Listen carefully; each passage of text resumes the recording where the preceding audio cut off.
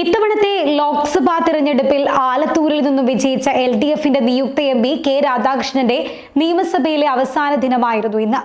ആദ്യമായി MLA ആയപ്പോൾ EK Nayanar മന്ത്രിസഭയിൽ അംഗമായ കെ രാധാകൃഷ്ണൻ 1996 മുതൽ പലപ്പോഴായി MLA, മന്ത്രി, സ്പീക്കർ എന്നീ നിലകളിൽ നിയമസഭയിൽ പ്രവർത്തിച്ചിട്ടുണ്ട്. കഴിഞ്ഞകാല ഓർമ്മകളെ വളരെ വൈകാരികമായാണ് അവസാന ദിവസമായി ഇന്ന് കെ രാധാകൃഷ്ണൻ ഓർത്തെടുത്തത്. ആ വീഡിയോ ഒന്ന് കണ്ടുവരാം. ഈ 15ാം കേരള സഭയിലെ 11ാമത്തെ സമ്മേളനമാണ് നടക്കുന്നത്. അതിൽ 3-ാം ദിവസമാണെന്ന്.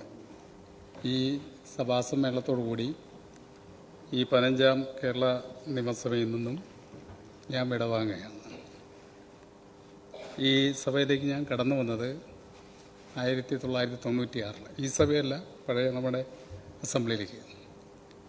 96-ന് ശേഷം 4 പ്രാവശ്യം തുടർച്ചയായിട്ട് ഈ സഭയിലിരിക്കാൻ കഴിഞ്ഞു.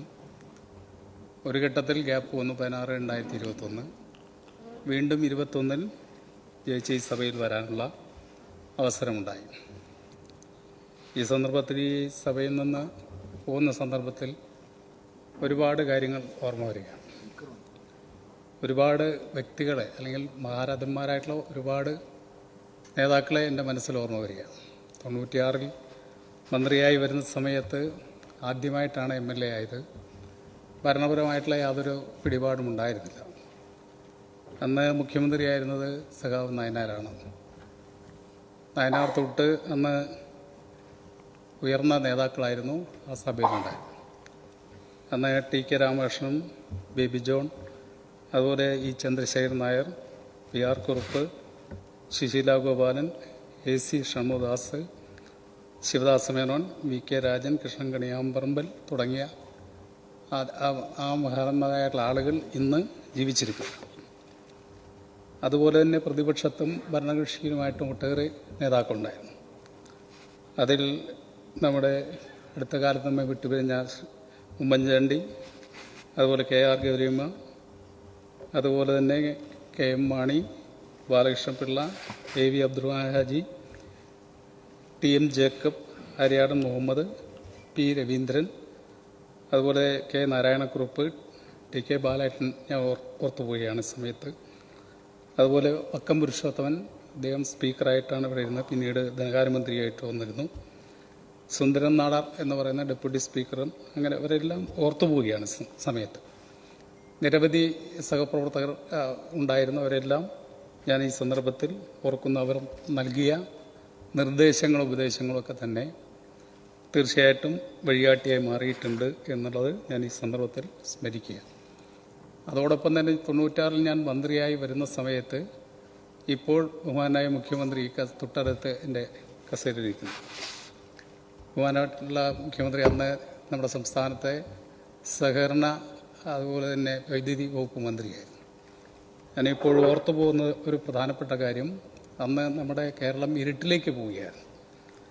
അന്ന് വൈദ്യുതി രംഗത്ത് വലിയ മാറ്റമുണ്ടാക്കുമെന്ന പ്രഖ്യാപനം നടത്തിയ സമയത്ത് കളിയാക്കുകയുണ്ടായി.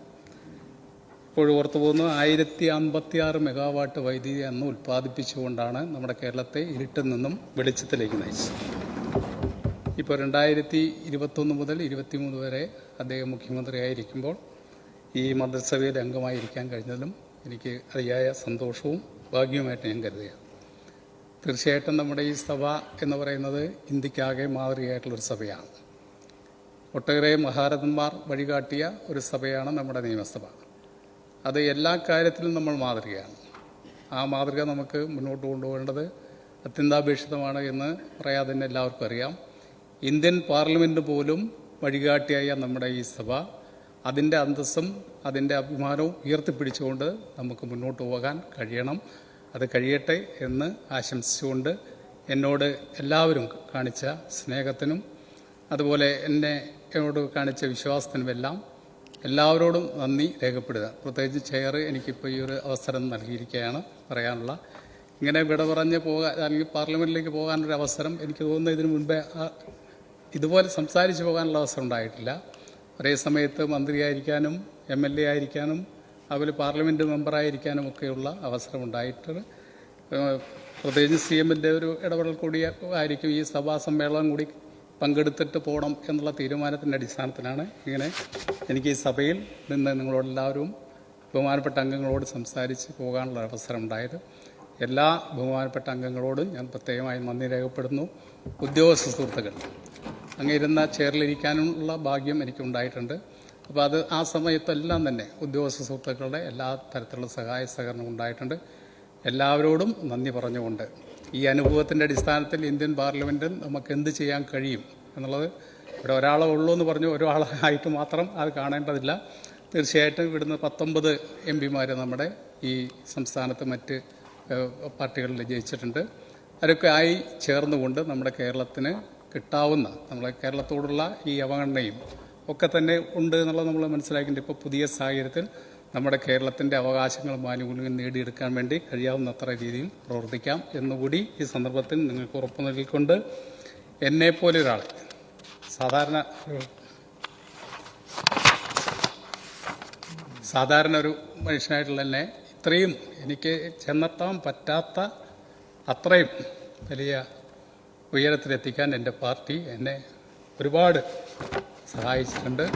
ആ പാർട്ടിയോടും ഈ സഭയോടുമൊക്കെയുള്ള നന്ദി ഒരിക്കൽ കൂടി രേഖപ്പെടുത്തിക്കൊണ്ട് എല്ലാവർക്കും നന്മകൾ